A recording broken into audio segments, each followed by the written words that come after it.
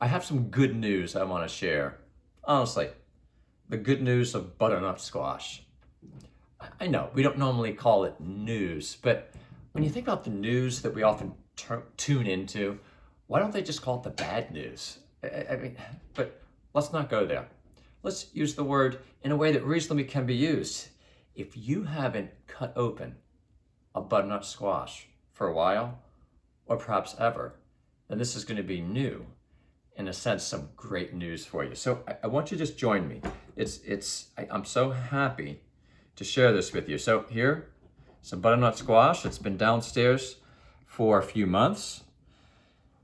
Coming on here, it's called a kind of winter squash because of course it lasts through winter.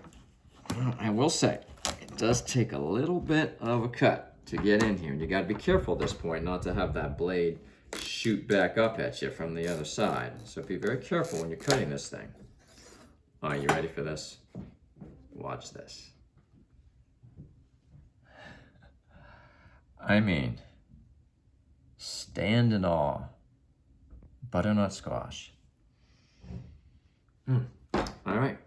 I mean, even if we weren't going to eat it, just looking at that is such a delight. So, what do I do? Well, I just take a moment to pop out the seeds. You know what? I'm just going to look at a couple different aspects of the gift here. These seeds, I'm going to put some salt and pepper on them. Sometimes I throw some curry on them. And I'm going to put them in the oven when I roast the squash, and they're going to be the most amazing, tasty treat. So, this isn't about telling you how to cook it. It's the easiest thing in the world to cook. 350 degrees, depending on the size of the butternut squash, maybe 45 minutes. You can cut it into squares. You can leave it whole and then blend it into a soup. There's so many things you can do with it. And then don't forget the seeds. Those seeds are really delicious and nutritious. I can't tell you exactly about the nutrition, but this is good for you. And it's such a delight, too. So I just wanted to share this. It doesn't matter whether you've grown them yourself. Maybe someone else has grown them. If you can, I grew these in my backyard. This is a slightly smaller kind. It's called Little Dipper.